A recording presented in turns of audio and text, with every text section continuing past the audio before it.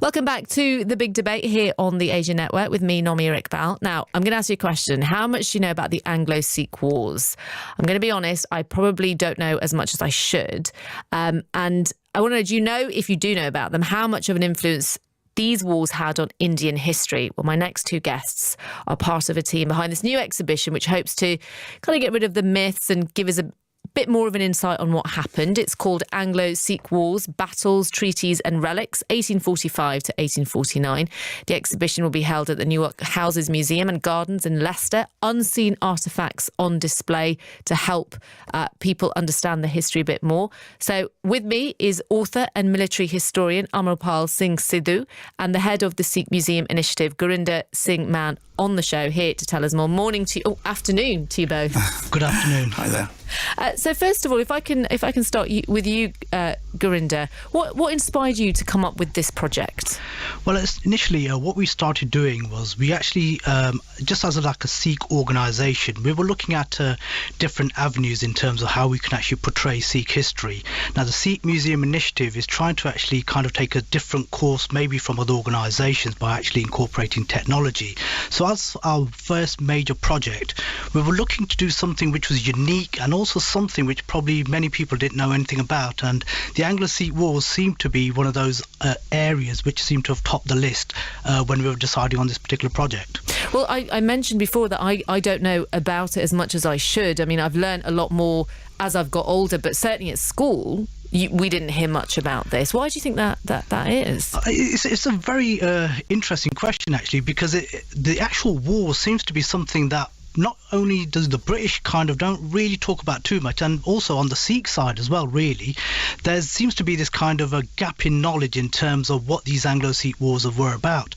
I think from a Sikh perspective, due to the fact that it was the end of an empire which resulted after these battles, is probably kind of a salient point why it's probably not discussed as in much detail. Possibly from the British side, it's also very commonly known that on some of the battles they were on the verge of defeat, which would have resulted in the loss of possibly the East India Empire's kind of a stranglehold in India as well, if they had taken a different course of events, really. And just to bring you into this, Amarpal, is just tell us a little bit about the history of it and the kind of impact that the wars had on India, Punjab and Sikhs.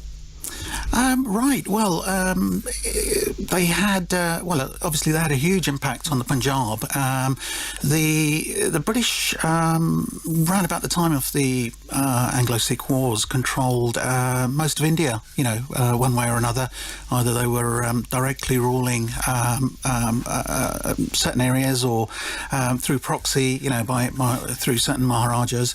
The only area that was really outside their control was the Punjab, and that was a huge area running from Multan in the south right up to Kashmir, and then right up to Afghanistan. So absolutely huge area. And of course Punjab was independent then, but during the Anglo Sikh Wars the independence was lost. So it's such a significant part of history then, and it's interesting. We were just talking about why it's not been taught in schools, and Gurinder raises a point. It depends which side it's coming from, I guess. Yes, I think the problem is with school curriculums is that there just isn't enough time to teach everything. There's not enough taught about Anglo-Indian history, never mind Anglo-Sikh history. So there's hardly anything on the British Raj, British Empire, not just in India, everywhere. So you've got to. And I guess it's down to exhibitions like this to raise that sort of awareness. I'm interested to know, Gurinder, in terms of the kinds of things that people will see. Can you tell us a little bit more about that? Yes. What we started to do was before we actually, or when we were scoping the project, was to actually start looking at a unique way of presenting information. I mean, apart from when visitors come to the exhibition, you'll see the standard information in terms of exhibition boards. We've also got a number of key items which were actually picked up from the battlefields of the Anglo Sikh Wars as well.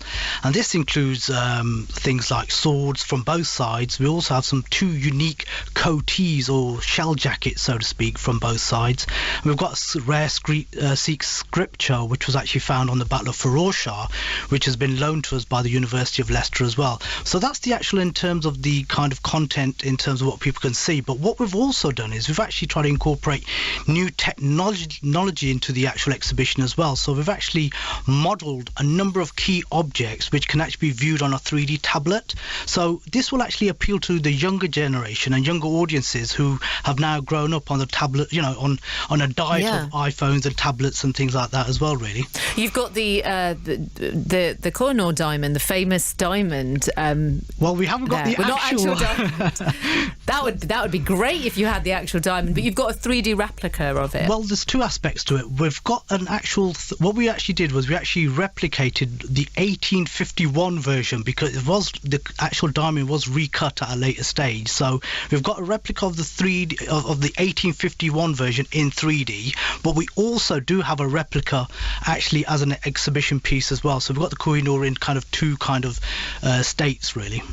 I just want to focus a bit on those artifacts, the armour, the weapons, all that kind of thing, because that's how we get a sense of what happened back then on the battlefields. And just with your military historian cap on, Amarpal, what sort of military tactics did the Sikh armies use to fight the British back then?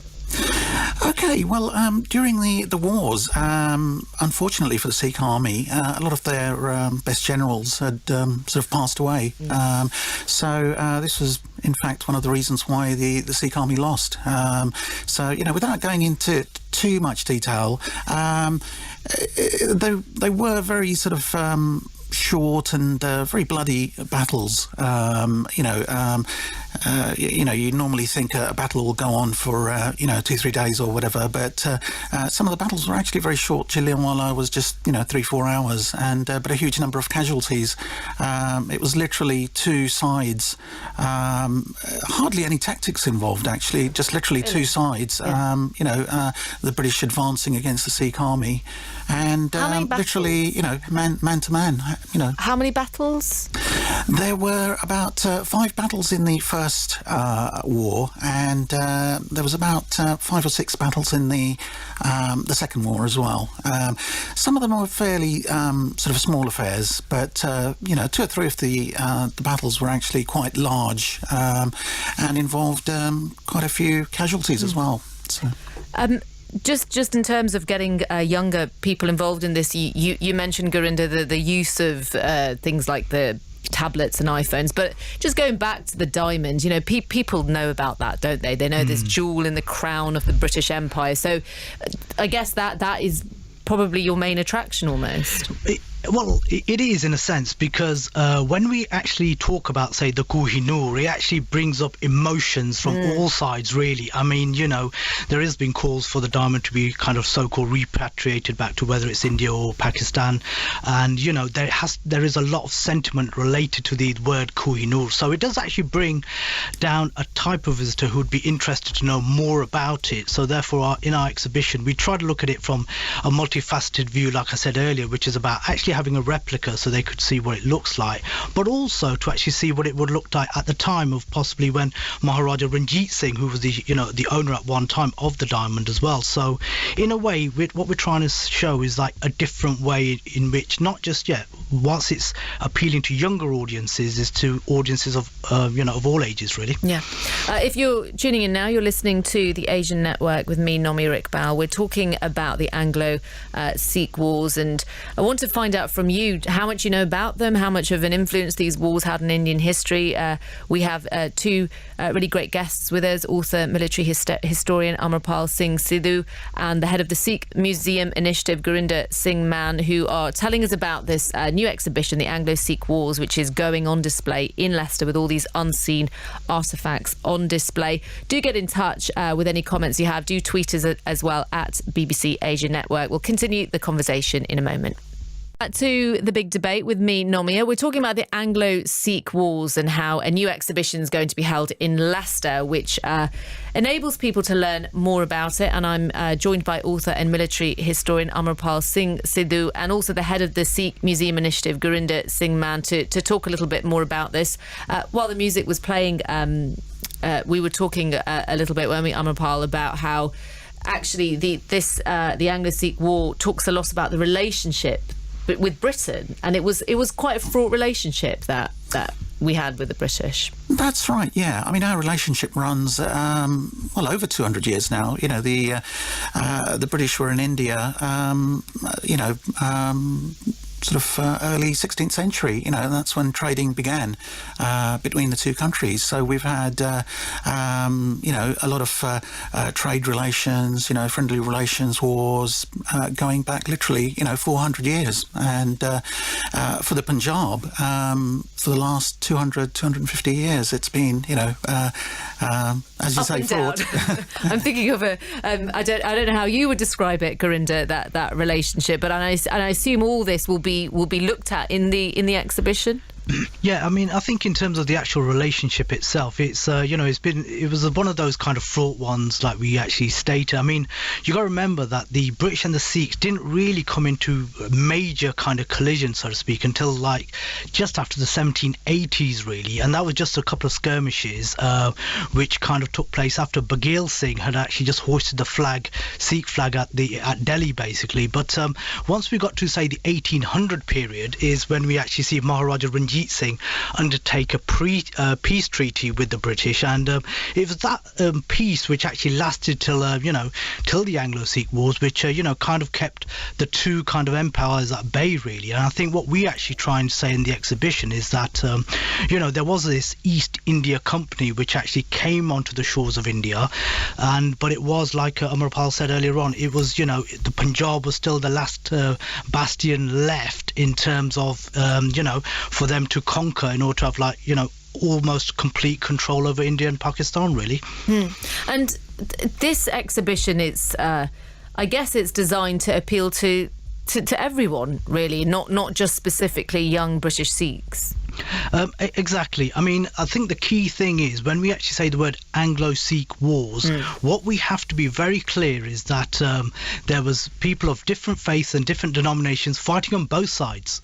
So if we talk about the Sikh Empire, you would have had Muslims and you would have had Hindus, and you even had some people from the British side actually fighting on the Sikh side as well, so to speak. And obviously on the actual British side, they actually employed a number of sepoys and different regiments, from India to actually fight against the Sikh Empire as well. So technically, it affects all communities, really, because everyone to some extent had a part to play in it. So, and interestingly enough, since our doors have opened, we've had exactly that. We've had people from all communities come in and actually have a look and just see what this exhibition's all about, really. And Amarpal, you were saying that this is everybody's history. That's right, yes. I mean, one of the things that people think about the Anglo Sikh Wars and Punjabi history is that it's specifically for us, for Asians, but it's not. It's actually British history as well. And what we find is, I write books on the subject, and I find I get a lot of feedback from British people. It's their history. It's their history. What at the end of the day. What sorts of things are they saying that? There's a lot of interest in Anglo-Indian history, simple as that. And, just going back to the earlier point about, British Raj, British Indian history not being taught in schools, this is one way to actually sort of learn about it themselves, because it's just not, on the school curriculums anymore. Am I right in saying that Sikhs made up 25% of the British Indian Army? Is that right? Something like that, yes. Yeah. And they were crucial as far as both world wars were concerned. That's right. Yes. I mean, the British love to, they had this theory about the martial races, and so they love to recruit from, the Sikh community, and there was always a lot of enthusiasm about joining, the Sikh army or British army. I think it's just in our blood, really, and then from the wider Punjabi community as well. So there's a lot of Muslim soldiers, Hindu soldiers from the Punjab as well. So that area, of the Punjab and the Sikh community provided, the sort of backbone of the British Indian Army, and then into the World Wars as well. And Gurinder, and I would like to get your opinion on this as well as Amarpal, the people that are coming into the exhibition so far, are they surprised to learn about their contribution? Absolutely. I mean, if you break it down slightly, if you say from a Sikh perspective, people are saying there's certain things and information that we're presenting that they never knew about, and it's something that was part of our kind of framing when we were framing the actual project, is to actually make sure that we're touching on a subject which does enlighten people, does get people educated. So we were down there on the weekend just gone, and then a couple of Sikh audience that were there were actually saying that we were never aware of some of these battles, because if you look at these words like Mudki, the Battle of Firozshah, Jallianwala, I mean, it takes a bit of time just to roll it off your tongue anyway. But do you find that surprising when people say they didn't know about their history? Well, I've been a Sikh historian for nearly 20 years now, and I'm an author, published author as well. So when it comes to this kind of area, I would say yes and no, because whilst people touch upon it and say that these battles took place, most people have never gone into it in much detail, so to speak. And Amarpal's done a great service in terms of writing a couple of books in this area as well. But again, just to touch upon some of the visitors we've actually had people from the British community as well, and say, well, this is a really important aspect of the British out in India, because there's certain facts there which have never been most people aren't aware of. Like, for instance, at the Battle of Firozshah, for instance, the British were actually on the verge of defeat, and they were willing to about on the verge of giving up, and these kind of little anecdotes and facts, so to speak, have seemed to have kind of just disappeared throughout the history. And and for people coming to the exhibition, I think they actually are learning quite a lot, we're happy to say, basically. Do you agree with that, Amarpal? That's right, yes. It's one thing reading about these things on books. It's another thing actually going into a museum, going into an exhibition, and actually seeing firsthand these sort of things related to the wars. So it's another dimension, really, and it's something, it's a great way of getting youngsters and kids involved in and interested in these things, because they may not want to just delve into a book. They can be quite heavy, the books. That's right, yes, and but seeing an exhibition, and it's like I said, it's another dimension. Going with the family, and it's a great day out. So certainly, that's probably the best way to sort of get into this subject. And then also you can always read about it if you have that interest after going to an exhibition to find out more. That's right, yes. I mean, if you want detail, then, you can't beat books. But an exhibition, like I said, it's an ideal way for youngsters to actually get into the subject. So, but yes, there's a huge number of books on the subjects as well. And do check them out. We were talking earlier about history. Everybody's interested in history. Everybody wants to know more these days. Please do check out the books on the subject as well. And this exhibition is running from the 11th of March. Just before we go, Gurinder, I've got this question from Geeta. Will it be taking place anywhere apart from Leicester? Well, it's a good question, actually, because as part of our kind of, again, framing of the actual project, we are happy to take this out to communities, Sikh temples, other places as well. So it's more a case of everyone getting in contact with us and asking us, and then we will try and incorporate where we can and take this exhibition out on the road as well, where possible, basically. So we are in that particular point where, we will actually accept, some kind of offers if, people are actually saying this is a good thing to take out on the road, basically. Yeah. Good to have you both on. That is head of the Sikh Museum Initiative, Gurinder Singh Mann, and the author and military historian Amarpal Singh Sidhu, talking about the Anglo Sikh Wars. It's the exhibition Battles, Treaties and Relics 1845-1849 being held at the Newark Houses Museum and Gardens in Leicester, running from the 11th of March to the 4th of June.